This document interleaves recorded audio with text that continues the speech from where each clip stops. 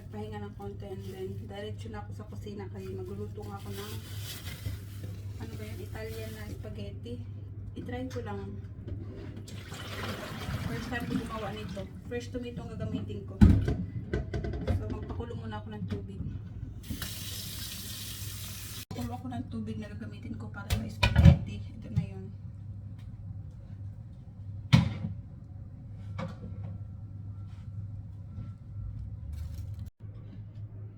So pakuluin mo natin to. And then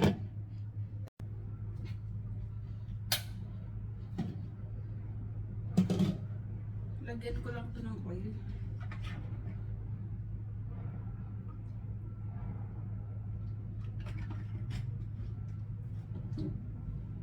And then asin.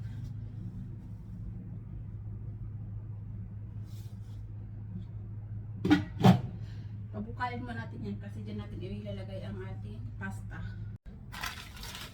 So, ito yung gagamitin kong pasta. Ganito lang mo lang gagawin ko. Konti lang. Okay. Try ko muna siya ba kung okay ba yung aking paggagawa ng Italian na spaghetti. Fresh tomato ang gagamitin ko yung pinakang sauce. So ito na yung tubig. Dito ko ibubol yung kamatis. Atin lang din itong papainitin. Tapos lagyan natin ng konting oil. Ayan. Dito yung kamatis. Ito ay hiwaan natin muna sa gitna.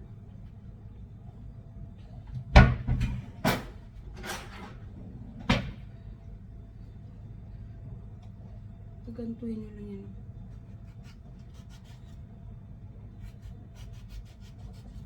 Ayan. Tapos ilunod na yan dyan. Pabukalan natin yan ng konti kasi tapos gantuhan nyo lang yung 4 na hiwa sa gitna. Tapos ilunod na yung ganyan. 4 lang yung ginamit ko. Kasi konti lang naman yung spaghetti.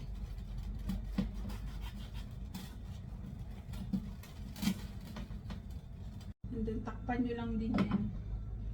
So hintayin lang natin kumulo yan. Maghihiwa muna ako ng bawang at sibuyas.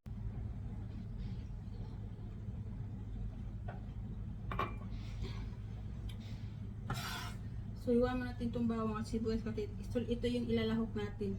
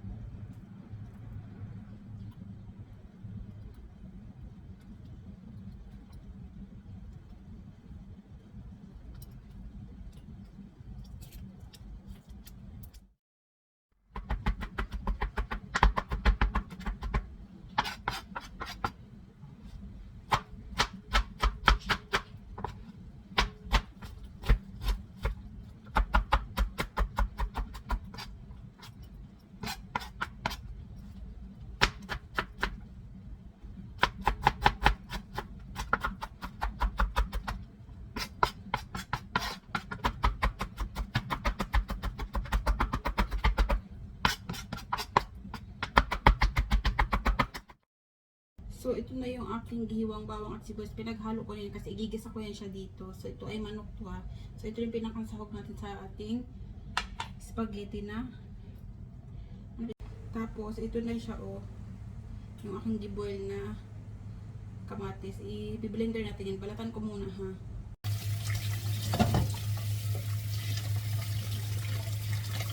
Kailangan natin tanggalin itong balat.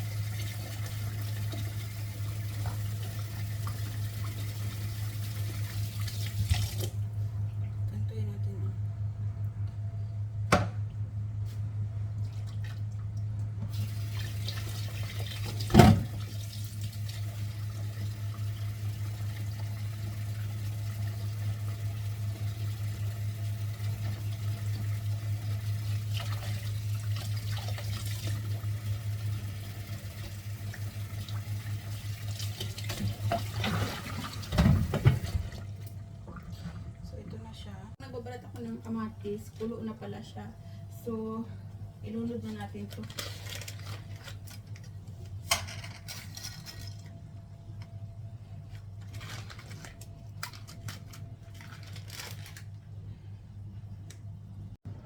So, tingnan yan siyang iikutin. Nainitan yung aking tiyan.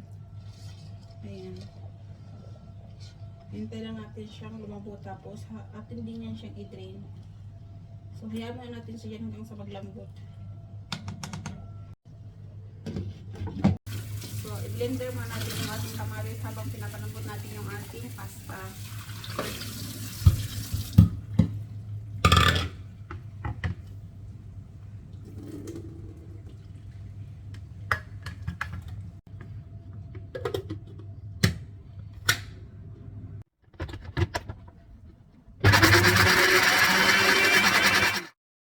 As you can see, ito na siya.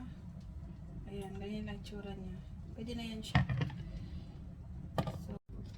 So ayan, habang hinihintay natin yung pasta lumambot, gigisa ko muna ito ang sibuyas, bawang, tsaka yung manok.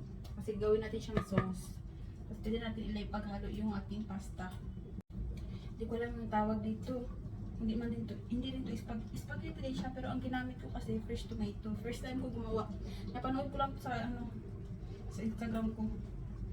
Diba? So, igigisa. Ayan, pinakapulo pa natin ito. Pinakalambot pa natin ito. So, bagal ka ng mantika.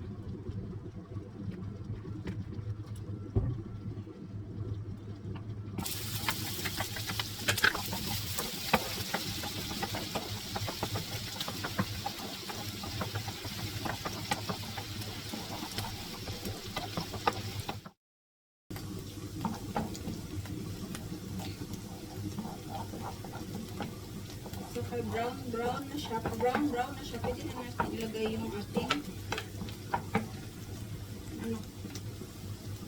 ito kay di-blender ko kung wala kasi ako nung sa durog na talaga eh.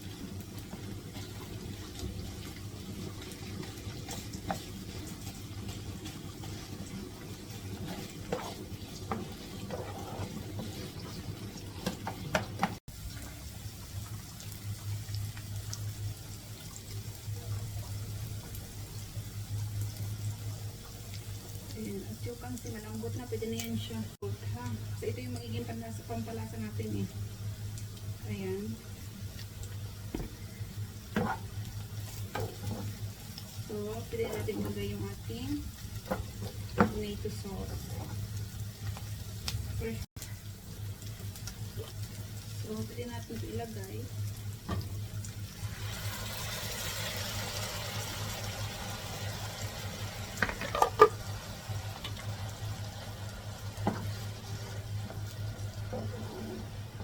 Ayan.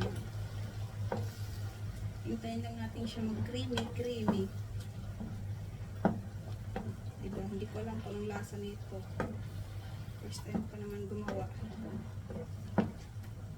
Hintayin lang natin maging malapot to. Ha? So, ito na yung spaghetti. Na-drain ko na siya. Hindi ko napakita sa inyo. Ha? I-set aside lang natin yan. Tapos, haluin lang natin to. As you can see, diba? Naglapot na siya at lumabas na talaga yung kanyang pagka bread. Kasi lang nilagay ko dyan ha.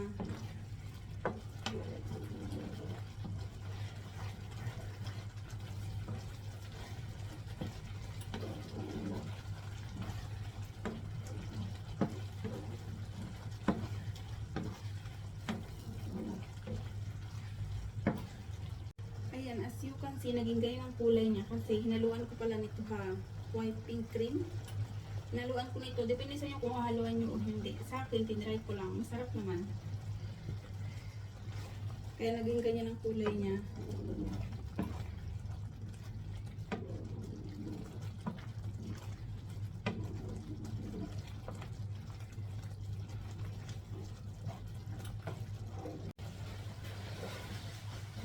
So, pwede natin itong ilagay.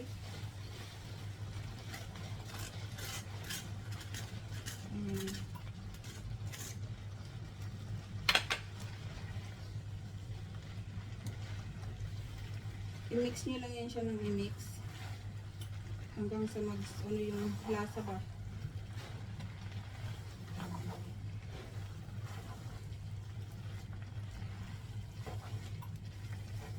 Ayan.